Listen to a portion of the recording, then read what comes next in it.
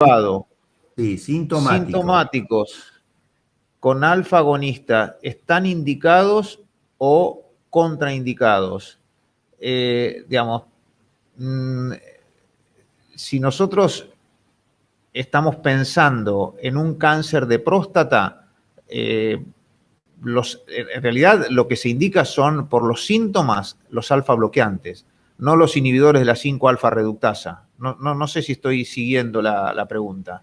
Yo calculo que te debe estar preguntando la doctora o el doctor si en el caso de que tenés una sospecha de cáncer está indicado el tratamiento sintomático como si fuera una hiperplasia prostática benigna o el paciente está con síntomas de hiperplasia, pero con un PSA elevado, él debe suponer que el diagnóstico de cáncer está dando vuelta, entonces si tiene sentido utilizar tratamiento sintomático. Supongo yo que esa es la pregunta. Ese es un muy buen paciente para tener una resonancia nuclear magnética porque tiene sospecha, tiene el antígeno prostático específico y tenemos que tomar una decisión con respecto a eso y no, sin saber nada, avanzar con dutasteride. Este es un paciente que nos puede complicar la evolución, introducir el dutasteride en este paciente. Claro, y eso es lo que él creo que te pregunta, porque en este caso se esperan los estudios complementarios, lo que vos estás diciendo. De manera, Exacto. claro, o sea, este paciente es para estudiarlo en el sentido de buscar la beta más del cáncer de próstata que de la hiperplasia, ¿no es cierto? Los síntomas de la hiperplasia. Dice, en el seguimiento, ¿el PSA sigue siendo un parámetro para utilizarlo o más utilizado? En el seguimiento del cáncer de próstata sí, porque la recurrencia nosotros la censamos por la reaparición de un valor superior a 0,2 en el seguimiento. Es un excelente marcador de seguimiento el antígeno prostático y lo tenemos que seguir haciendo, sí, sí. Eso es fundamental. A ver, dice, ¿qué hacer cuando los pacientes presentan hipotensión ortostática con la tamsulosina? Cosa que es bastante frecuente también. Bueno, este es un riesgo importante porque cualquier caída, nosotros estamos generándole un problema. Bien, cuando el tratamiento con alfa bloqueantes está generando este tipo de repercusiones, claramente va a ser peor si usamos silodosina. Si con tamsulosina tenemos este problema, con silodosina probablemente también lo tengamos o inclusive peor. Entonces, tenemos que, desde el punto de vista alfa bloqueantes, ir hasta los inhibidores de la 5-alfa reductasa en ese caso. No actuaríamos desde el punto de vista dinámico. Y si esto no es viable, es una consideración al tratamiento quirúrgico, mínimamente invasivo, pero que deje de tomar fármacos y que vuelva a orinar bien. Perfecto. Para el control con PSA, ¿qué relevancia tiene el PSA libre? Viste que es muy común que se pida total con el libre. ¿Tiene algún valor el índice? Para el control con el PSA, si es un paciente tratado por cáncer, PSA sin PSA libre no aporta el libre, no suma en la decisión incorporar el antígeno prostático libre. En el seguimiento de un paciente, el antígeno prostático libre en relación al total es muy importante. Ahí sí, porque claro, la relación tiene que ser preferentemente superior al 18%. Cuando la relación entre el antígeno prostático libre y el total está en el orden del 5, 6, 7%, hay que mirar con mucho énfasis este paciente porque nos está diciendo que algo no está claro y que tenemos el deber de aclararlo. Perfecto, o sea que en el diagnóstico tiene mucha importancia, en el paciente con seguimiento por cáncer no, porque con el PSA te alcanza para saber si está con una recidiva o lo que fuere. Dice, en el caso de un paciente varón trasplantado renal y después de algunos años aparece un cáncer de próstata, se rota la inmunosupresión, inhibidores de mTOR como sirolimus o everolimus. Sí, es una opción, es una opción. Realmente es una opción. Es una pregunta muy específica, pero sí, claro, es una... Sí, pero hay que considerarlo porque el paciente trasplantado es un paciente trasplantado joven, donde el seguimiento en un paciente que tiene inmunosupresión hay que hacerlo de cerca y podemos confrontar donde se nos complica el tratamiento locorregional, porque en un paciente trasplantado la dificultad en realización de la prostatectomía radical es más importante y la irradiación también es importante, la limitación locorregional. Norberto, ¿cuál es el porcentaje de mejoría? Siempre los progresos en la cirugía, desde la invasión a la mini invasión y después a la robótica, siempre son saltos de calidad, pero ¿cuánto le aporta, digamos, en la actualidad la cirugía robótica a las complicaciones de la cirugía mínimamente invasiva y a la cirugía laparoscópica, digamos, de la próstata?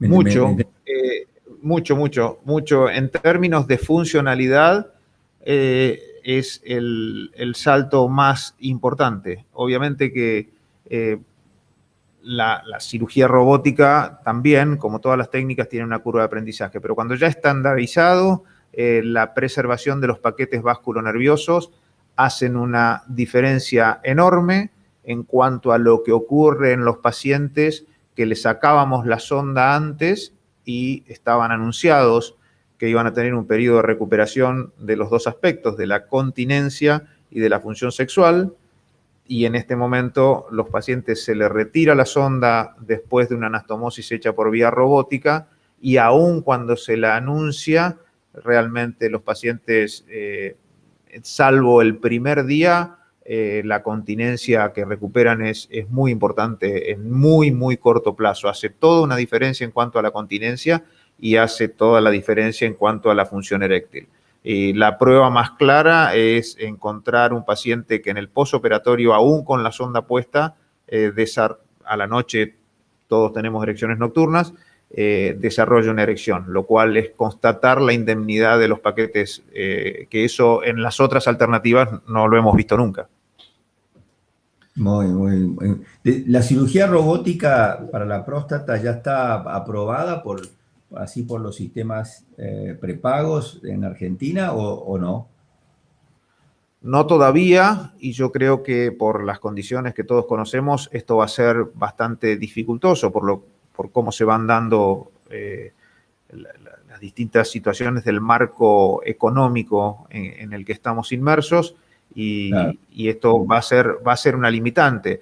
Esta es una limitante que va más allá de la robótica. Cuando nosotros hablamos de todo lo que es evidencia en el diagnóstico y cuánto aporta la resonancia magnética, si nosotros hoy enviamos una orden de autorización a un financiador para que nos autorice una resonancia nuclear magnética, nos dicen que primero le hagamos la biopsia y después, si la biopsia es positiva, nos permiten financiarle una resonancia magnética, cuando todas las guías europeas y americanas dicen que ningún paciente debería hacerse una biopsia sin tener una resonancia magnética. O sea, deciden asumir el costo que generan indicando que se haga una biopsia, si uno lo avalara, en vez de cubrir una resonancia magnética que incluso mejoraría la calidad de la biopsia. Pero digo esto trayéndolo a colación a la problemática que instalás con respecto a los financiadores. Claro. Exactamente. Sí. Es un tema muy complicado, porque evidentemente es al revés de todo, porque el costo se multiplica justamente porque las complicaciones que te evitaría hacer un sistema de imágenes que te asegura un resultado más positivo y con menos complicaciones, de todo al revés. Es así. ¿Alguna otra pregunta de los doctores? A ver si alguno de los doctores, doctora Falasco, doctor Vado, ¿alguna pregunta para el doctor Bernardo? Doctor Vado, paciente del doctor Bernardo. Están todos los amigos. Son todos amigos, tal cual. A ver si hay alguna pregunta para el doctor Bernardo. Para mí ha sido enormemente útil todo lo que hemos hablado y creo que para los doctores también, Norberto. Hemos hecho 30 minutos de preguntas. Yo creo que vamos a parar acá, salvo que haya alguna pregunta que los doctores quieran hacer, los médicos. ¿Alguna otra pregunta? Porque ahora tenemos una reunión científica que presenta el Sanatorio Güemes, un caso clínico. Siempre hacemos los segundos martes algún grupo de médicos de la ciudad y del conurbano presentan unos casos clínicos que discutimos entre todos. Así que Qué ya ahí está el bueno. doctor Falasco, Miguel Ángel Falasco, que es el presidente actual del Comité Ejecutivo de SMIVA.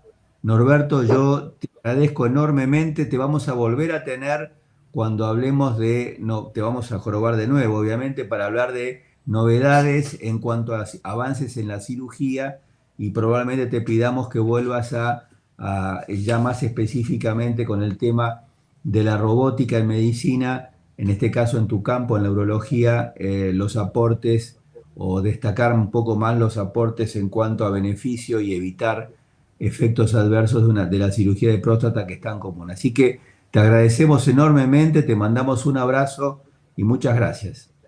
El agradecido soy yo. Muchísimas gracias por este momento que me han hecho compartir. Ha sido un placer. A disposición. Sigan disfrutando el día. Un abrazo enorme. Muchas gracias, Norberto, hasta luego. Hasta luego.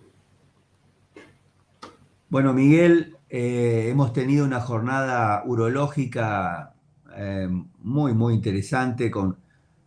Se han abarcado una enorme cantidad de temas, así que te entrego el comando del día de hoy como para que presentes a los amigos de el Sanatorio Güemes. Gracias, Jorgito. Yo creo que estaban ahí conectados. Bueno, vamos continuando en la actividad que tenemos ahora a través de las reuniones científicas en forma virtuales. Mantenemos nuestro programa de poder convocar a prestigiosos sanatorios e instituciones de la Ciudad Autónoma de Buenos Aires y de la provincia de Buenos Aires, y en este caso el Sanatorio Güemes, que es una prestigiosa en lo que hace institución en la formación de nuestros médicos, con una residencia de medicina que es fabulosa por la cantidad de médicos que forman año tras año y por los planes innovadores que hacen en la formación. En este caso, a ver si se pueden ponerse a sonido, imagen.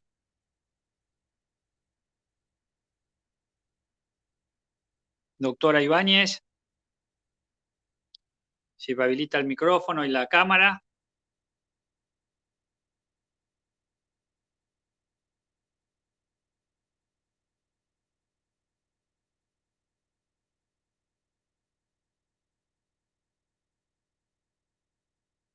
A ver, Natalia, si te podés comunicar con la doctora Ibáñez para que habilite el micrófono y cámara.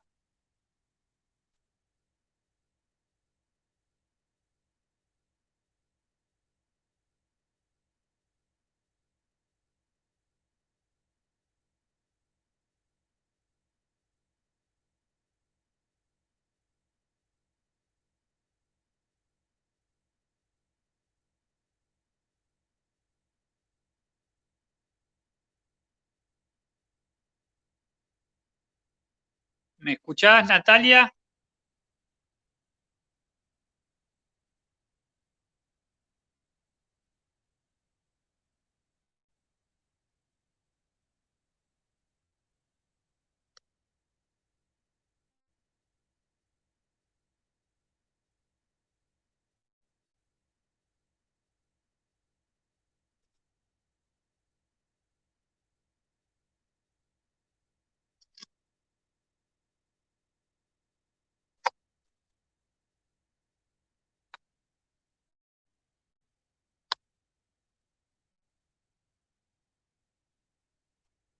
¿Escucha?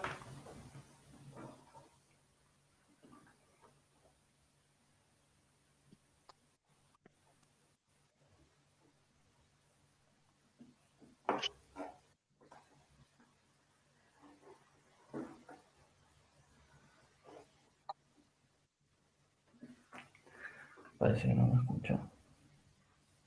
Ahí sí se está escuchando. Hola, buen día. ¿Qué tal? Sí, mi nombre es Marcos Uber, yo soy médico clínico. Yo terminé la residencia en el 2020 en el Sanatorio Güemes. y veníamos con la doctora Soledad Ibáñez, que es coordinadora del servicio de clínica, a presentar un caso para discutir. Bueno, adelante. Bien.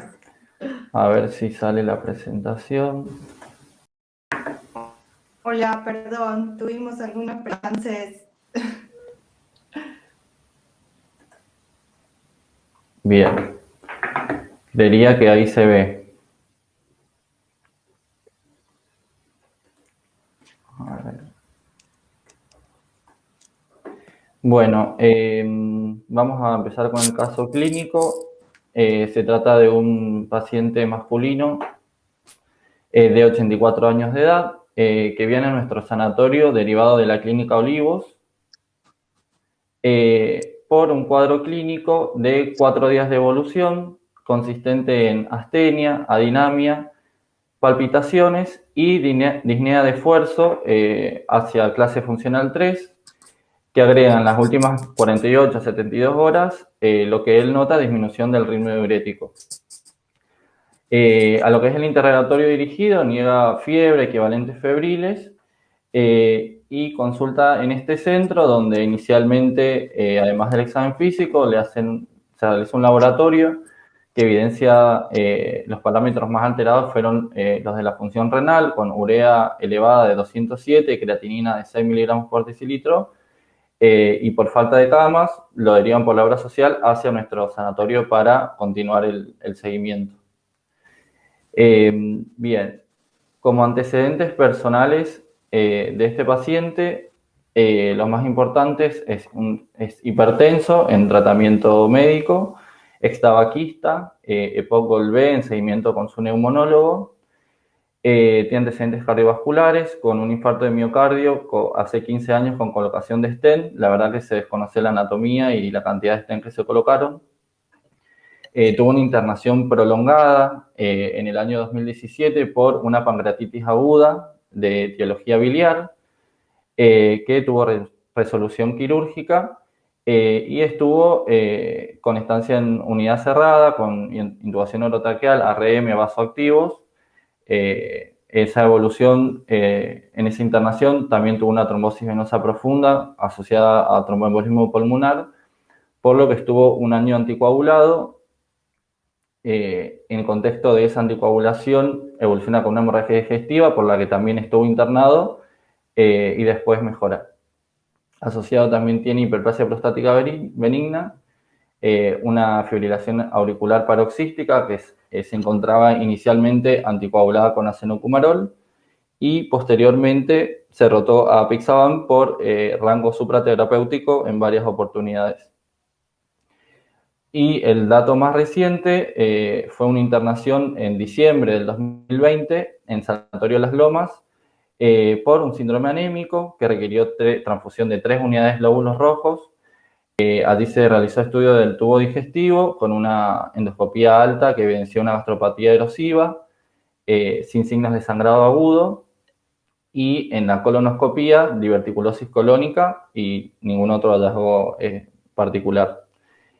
En esa internación, por lo que evoluciona en la epicrisis, se había constatado una neumonía bilateral realizando tratamiento con levofloxacina por 5 días, sin requerimiento de oxígeno y posterior alta. Bien, eso es en cuanto a todos sus antecedentes. La medicación habitual de él, usaba bromuro de tiotropio, salmeterol fluticasona, rosuvastatina, tamsulosina y dutasteride, pantoprazol, aspirina y apixaban 2,5 miligramos cada 12 horas. Bien, al examen físico, a su ingreso a nuestro sanatorio, en la sala de emergencias del shock room, el paciente presentaba unos signos vitales con una tensión arterial de 160/85, frecuencia cardíaca de 76, frecuencia respiratoria de 18, saturaba 96-97% al aire ambiente y afebril con una temperatura de 36,2. El paciente se encontraba en regular estado general, vigil, estaba orientado en las 3 esferas, Tenía un lenguaje coherente y fluido, sin foco neurológico, tenía fuerza y sensibilidad conservada en los 4 miembros, no presentaba signos de encefalopatía, y lo positivo, tenía las mucosas húmedas, con palidez cutánea o mucosa generalizada, y sin lesiones en piel. En cuanto a la parte respiratoria, presentaba buena mecánica ventilatoria, con buena entrada de aire bilateral, y algunos broncos expiratorios. En cuanto al aparato cardiovascular, presentaba los ruidos normofonéticos, sin soplos, sin signos claros de insuficiencia cardíaca, no tenía reflujo hepatoyugular, ni edemas periféricos, toleraba el decúbito, y el relleno capilar era conservado. En la región abdominal, la verdad que ninguna particularidad, el abdomen era blando, depresible, sin signos de irritación peritoneal, no se palpaban adenomegalias ni visceromegalias. Bien. En cuanto a los estudios complementarios, este es el laboratorio inicial con el que se hace cuando llega la emergencia, donde se presenta, bueno, digamos, lo más positivo, presentaba un hematocrito de 22,4, una hemoglobina de 7,1. Acá está al revés, es un BCM de 86 y HSM de 27. Glóbulos blancos de 8700 con la fórmula conservada. El ionograma normal con potasio de 4,1, sodio de 143 y cloro de 107. Los parámetros de función renal alterados, igual, digamos, de los que traía en el otro centro, con urea de 213 y creatinina, bueno, 5,99. Coagulograma normal, las plaquetas normales. En el estado ácido-base presentaba una acidosis metabólica compensada. Y tenía parámetros de inflamación elevados, con eritrosedimentación de 120, PCR de 28. Y en cuanto a la parte metabólica, una hipomagnesemia leve, y el resto de los parámetros normales. Se hizo también una orina completa que se presentaba de aspecto turbio, color ámbar. Lo positivo, tenía proteínas urinarias 0,2 gramos por litro, hemoglobina 4 cruces, leucocitos 5 por campo, células 1 cruz y hematíes más de 30 por campo. Bien. En ese mismo momento también se realizó una ecografía renal, donde lo único positivo, el tamaño era conservado, ambos riñones presentaban quiste simple y sí tenía la ecogenicidad aumentada. No había signos de uronefrosis ni de nefrolitiasis. Y en cuanto a la vejiga, sí mencionaba 2 lesiones polipoideas, digamos, sin ninguna característica en especial, y una próstata levemente aumentada de tamaño, de estructura difusa. Bien. Ahora vendría la tomografía de tórax, que se hizo al ingreso. A ver si la podemos cargar.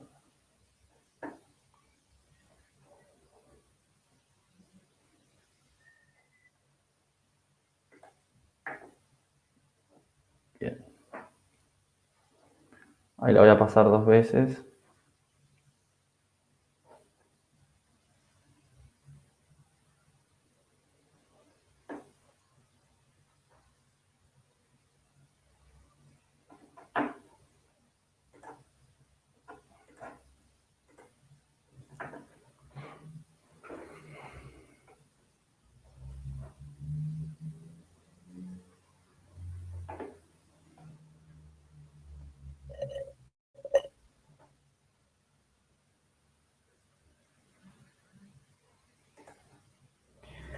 Bien, como positivo, digamos, el informe de esta tomografía se evidenciaba signos de enfisema centrolobular, tractos gruesos bilaterales, con también compromiso de pequeña vía aérea, y lesiones compatibles con árbol en brote, periféricas y bilaterales. La verdad que, bueno, posteriormente nosotros igual le solicitamos estudios previos como para ir también comparando todos estos resultados. Bien. Y ahora sí, como para empezar a cerrar un poco el caso, queríamos preguntarles, bueno, cómo continuamos los estudios, cuál es su sospecha diagnóstica, y acá nosotros le vamos a hacer una pregunta como para ver con todos los, digamos, con todos estos, con la anamnesis, el examen físico, los exámenes complementarios, cuál les parece que es sindromáticamente o qué enfermedad le podría estar pasando a este paciente. A ver si se puede cargar la encuesta.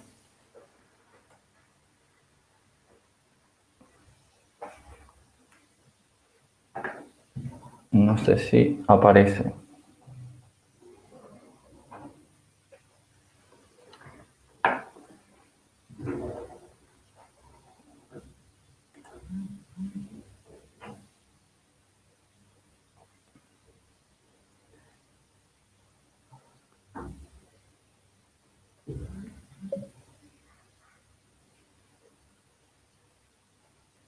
Bueno, ahí cuando lleguemos a un cierto porcentaje de votación, cerramos la encuesta.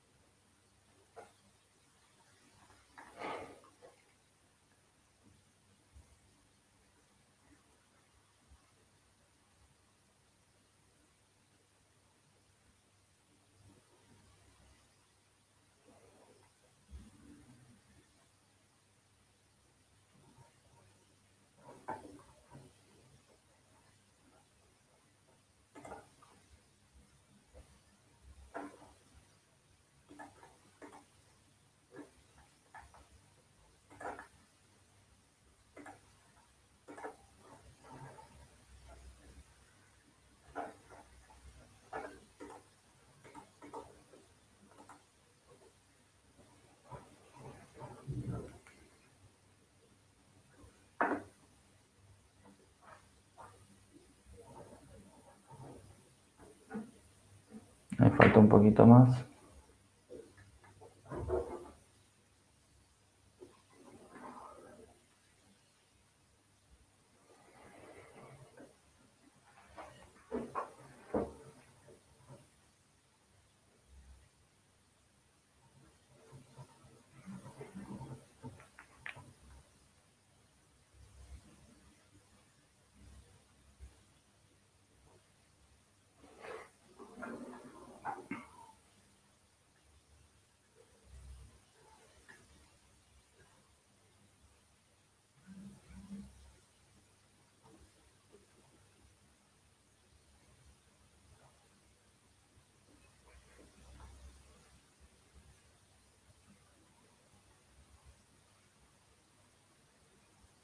Bueno, ahí ya finalizamos la votación.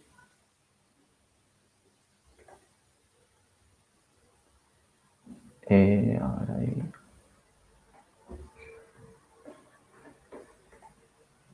Finalizando la votación, si querés, Martín. Bien, bueno.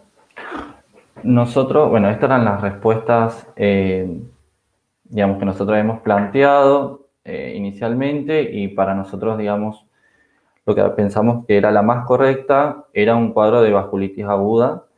Y ahora sí vamos a hablar un poco de, digamos, por qué nos pareció que había sido este tipo de cuadro clínico. Sobre todo lo que pensamos fue una glomerulonefritis rápidamente progresiva asociada a una vasculitis. Así que, bueno, el paciente, les cuento cómo siguió evolucionando en la internación. Persistía, bueno, inicialmente en realidad se colocó una sonda vesical para descartar la causa obstructiva. Se transfundió una unidad de glóbulos rojos, porque tenía valores ahí límite más los antecedentes de cardiopatía, con persistencia de los parámetros alterados de la función renal. Evoluciona con acidosis metabólica severa y síndrome urémico, por lo que se decidió en consenso con el servicio de nefrología realizar sesión de hemodiálisis por un catéter de Cook y también para optimización para una biopsia renal para hacer el diagnóstico. Inicialmente, ante esta sospecha de este cuadro clínico de una glomerulonefritis rápidamente progresiva, se decidió iniciar pulso con corticoides, 1 gramo por día por 3 días. Bien, ahora vamos a hablar un poco de, digamos, de esta enfermedad y por lo tanto por qué la pensamos. Más que nada porque haciendo, digamos, este cuadro agudo en poco tiempo de evolución, que nos puede llevar a un pronóstico malo sin un tratamiento precoz, se decidió iniciar el tratamiento. Así que bueno, para hablar un poco de esta enfermedad, en realidad es un síndrome clínico patológico que engloba las características, digamos, clínicas de una insuficiencia renal aguda progresiva asociados a signos de una inflamación glomerular o nefritis activa en el sedimento urinario, que va de pocos días a, en realidad en la literatura no encontramos ciertamente en qué tiempo, pero aproximadamente de hasta 2 a 3 meses.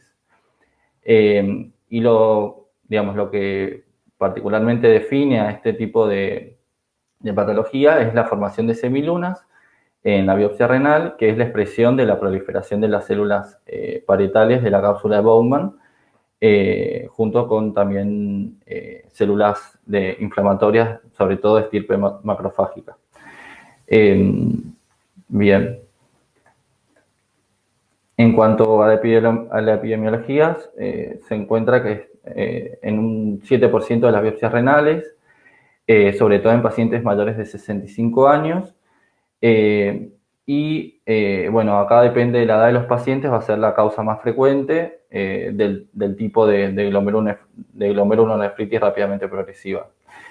Está asociado sobre todo a la raza caucásica y predominio masculino.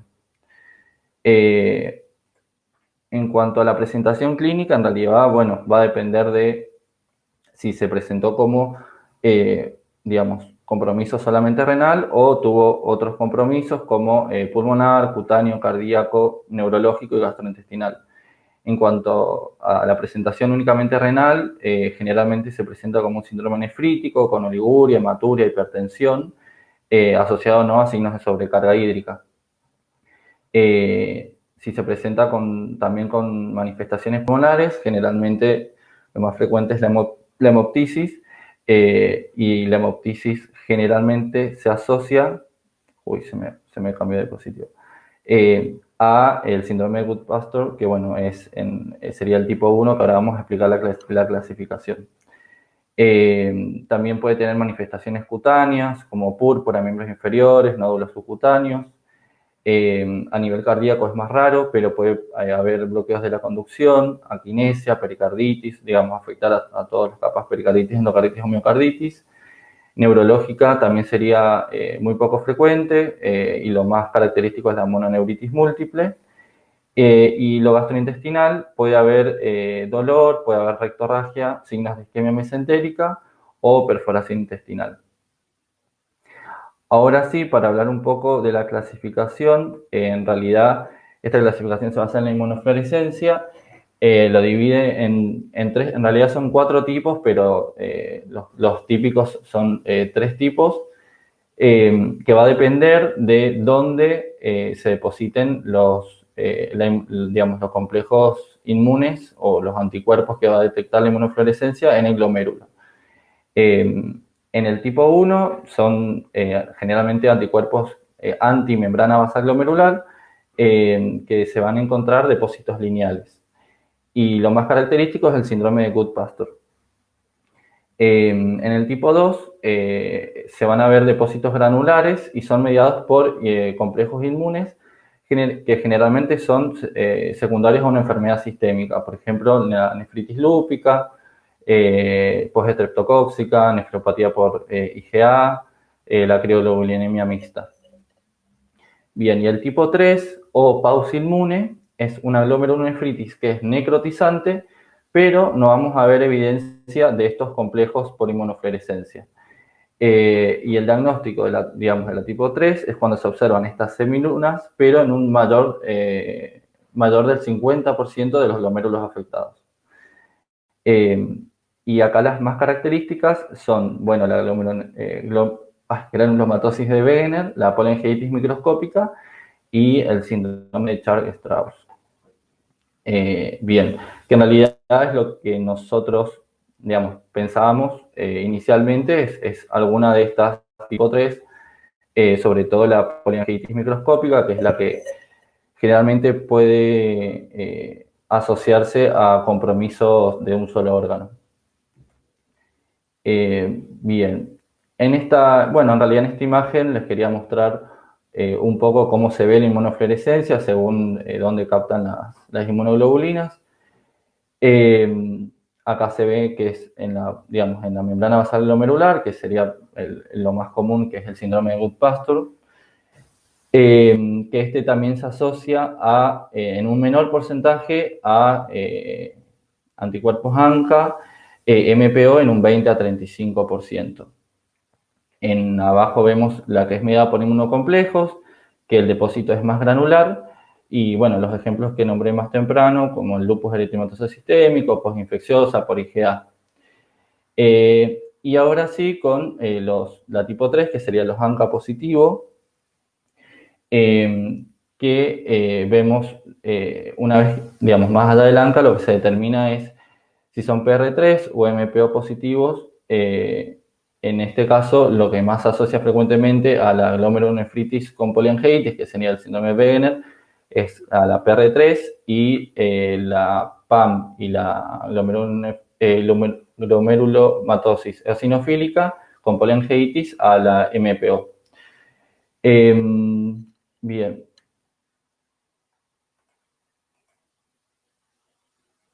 Bueno, ahora vamos a otra pregunta, que en realidad estas preguntas nos surgieron porque era lo que íbamos pensando a medida que íbamos tratando de resolver al paciente en la internación. A ver si apareció ahí. Sí.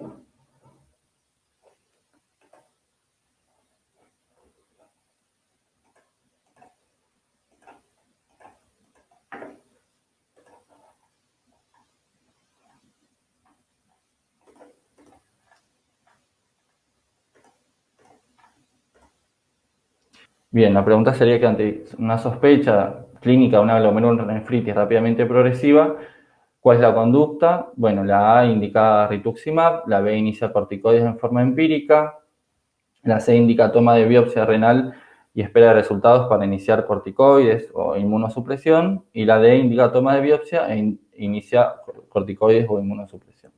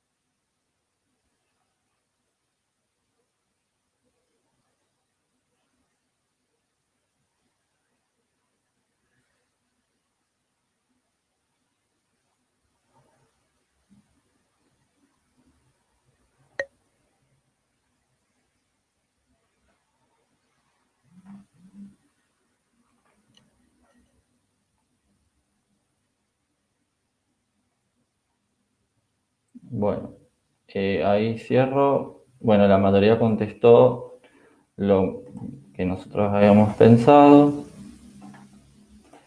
A ver si está. Ahí está.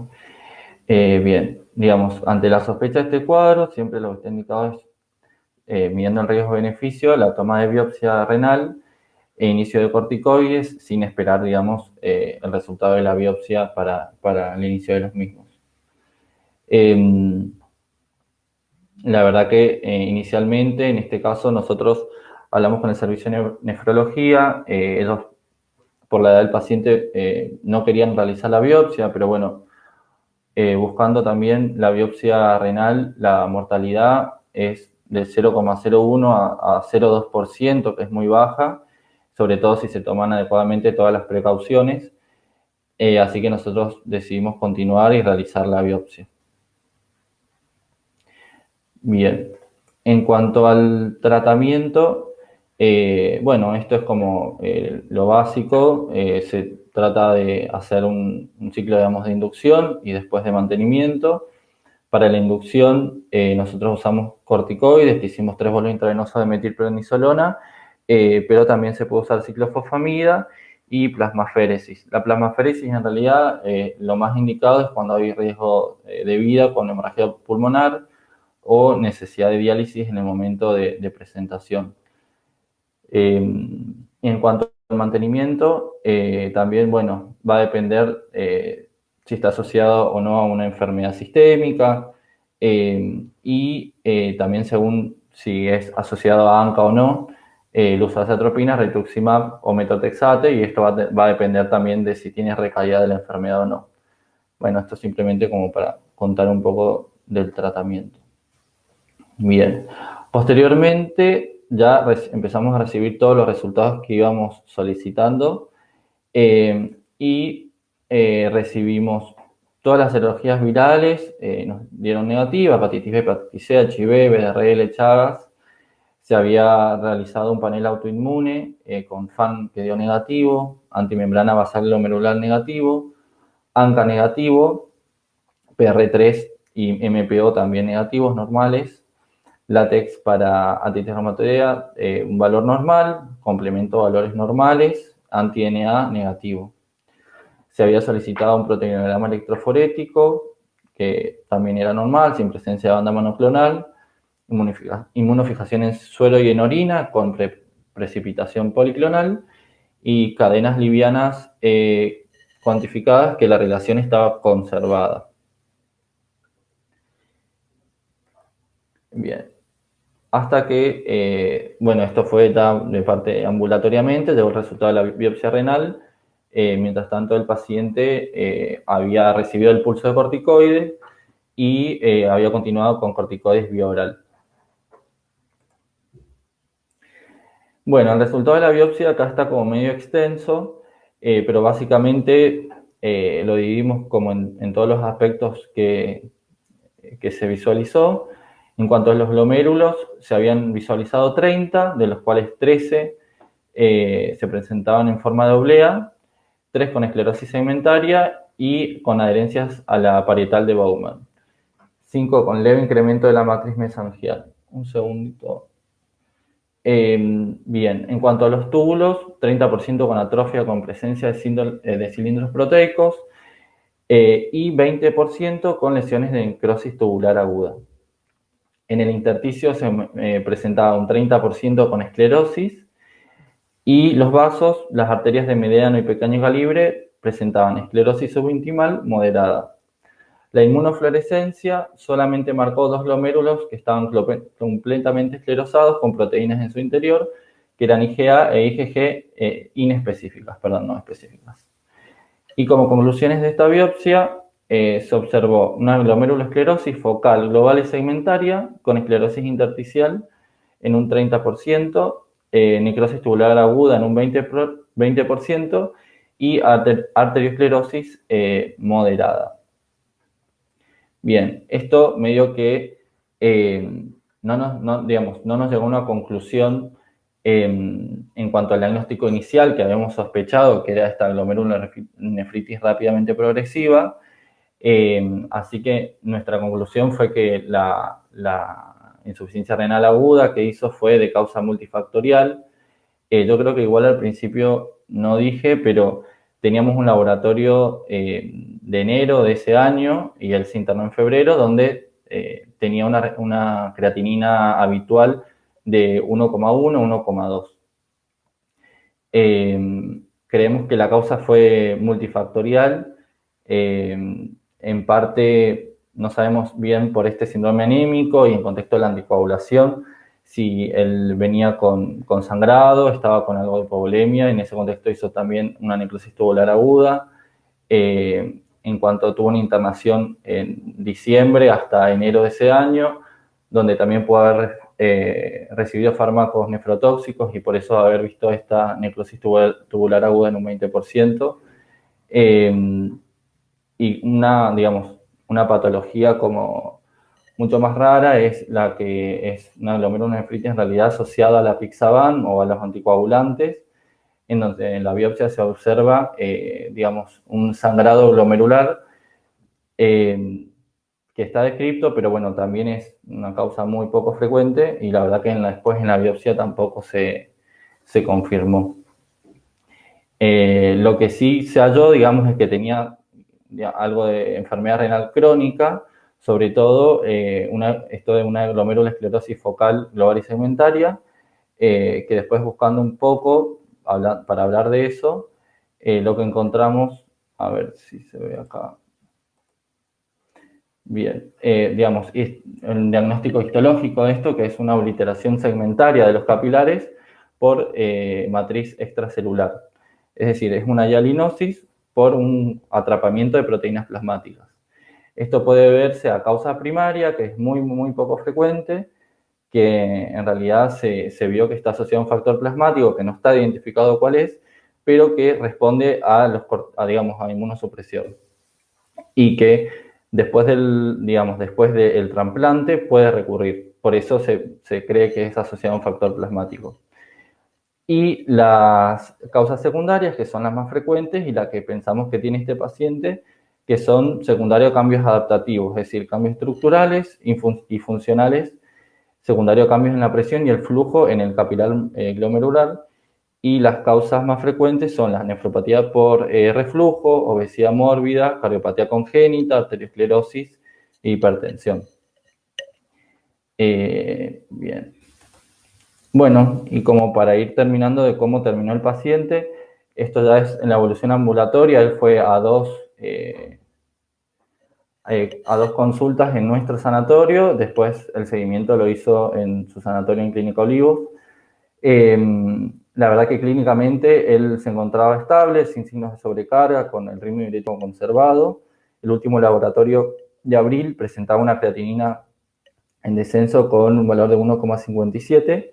En ese momento, en realidad, los corticoides, cuando se recibió el resultado de los anticuerpos que eran negativos, se suspendieron, en realidad se empezó a hacer el tapering. Y además, bueno, se inició en la internación epotrisemanal que la continuó. Y bueno, esto es el caso, como ya creo que finalizamos el caso. Si tienen preguntas o quieren cosas para discutir.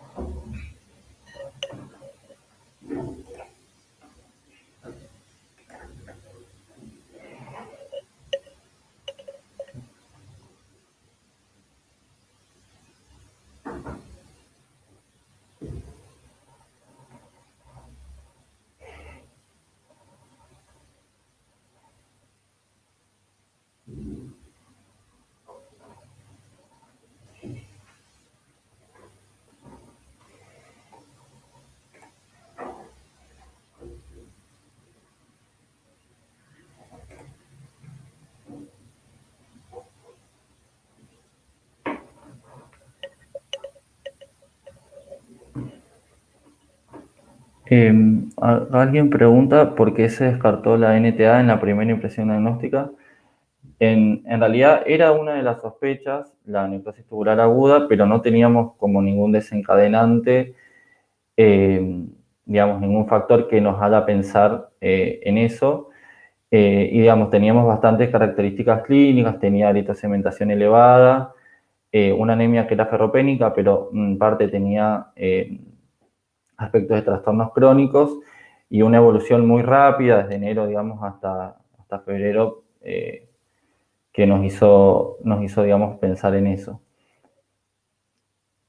Aparte, bueno, también inicialmente la tomografía, ahí por ahí se vio medio rápido, pero tenía bastantes alteraciones patológicas que nos hizo pensar en un síndrome pulmón-riñón. La verdad que como clínicamente, digamos, semiología respiratoria y clínica respiratoria no tenía, y posteriormente al otro día que nos trajeron tomografías previas de hacía como 3 años, tenían, digamos, los mismos hallazgos y bueno, medio que descartamos la parte de esa respiratoria y nos abocamos a lo renal.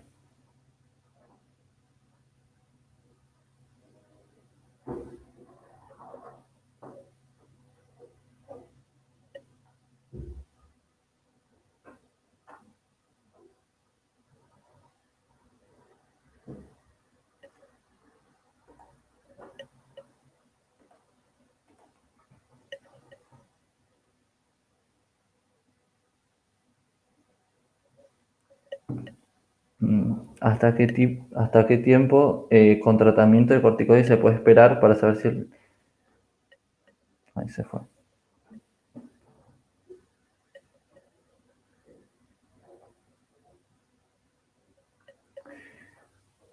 Sí, en realidad no diverticulitis, sino fue un síndrome anémico porque el sangrado nunca se constató y dolor abdominal nunca tuvo, o sea, diagnóstico de diverticulitis nunca tuvo. Sí fue después de esa internación, que en realidad de esa internación él se va con una función renal normal.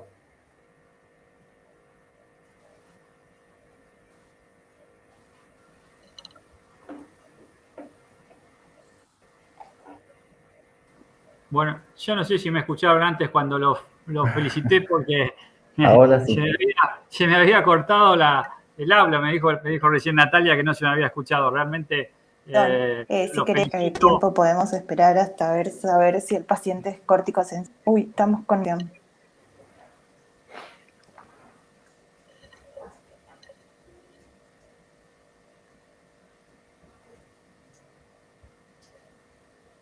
Hola, ¿se escucha? Hola, sí, te escuchamos, Soledad. Bueno, yo te decía que lo felicitaba porque realmente el enfoque diagnóstico y toda la metodología a la que han arribado para hacer el diagnóstico de estas lesiones, yo decía que estas causas, que no, la glomerulofritis está dentro de las quintas causas de las insuficiencias renales, a veces es dificultoso porque a veces la accesibilidad a la biopsia y al manejo hace que sean los diagnósticos por ahí pasen desapercibidos. Así que realmente lo felicito. Ha sido muy bueno la presentación de este caso clínico y bueno, la resolución del mismo.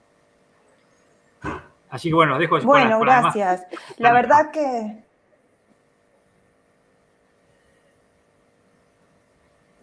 Bueno, gracias. La verdad que lo quisimos presentar porque, como dijo Marcos, fue un paciente que nos trajo, fue bastante problemático qué conducta tomar. La verdad que Nefro estaba dividido entre si lo biopsiaba o no, y como era un paso, decían tampoco lo querían inmunosuprimir, si esto era una vasculitis, pero la verdad que después de charlarlo bastante, logramos, digamos, consensuar y llegar a la biopsia, poder hacerle la biopsia, y estuvo planteado, la verdad, que la necrosis tubular aguda, pero llegó con una creatinina de 6, que nos daba mucho tiempo para esperar. Entonces, por eso fue que decidimos biopsiar e iniciar los corticoides, pues tampoco era que podíamos esperar mucho tiempo. Era lo que dijo Marcos, ¿no?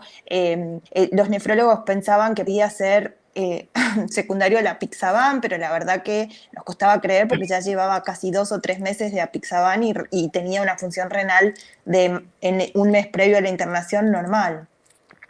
Así que bueno, es importante hacer la biopsia para poder arribar adecuadamente a un diagnóstico, y sobre todo porque la biopsia nos permite identificar qué grado de actividad y llegar a un diagnóstico y ver si vas a tener chance de responder en un tratamiento. Jorge, que te veo acá conectado, ¿querés hacer algún comentario?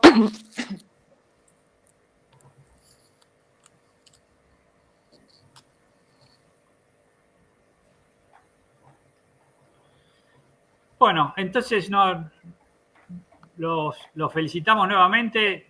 Realmente el Servicio de Clínica Médica del Sanatorio Güemes con su residencia es uno de los buenos ejemplos en lo que hace a la formación de los médicos jóvenes. Y bueno, esto se ve reflejado en cómo podemos arribar a estos tipos de diagnósticos que a veces nos cuestan mucho a nosotros los clínicos poder resolverlos y tomar la conducta adecuada, donde muchas veces postergar unas horas cambia la evolución final del paciente. Así que bueno, agradecerles nuevamente en nombre de la Sociedad de Medicina Interna de Buenos Aires que estén acá con nosotros acompañándonos y esperemos tenerlos el año que viene. Un cariño muy grande para todos ustedes.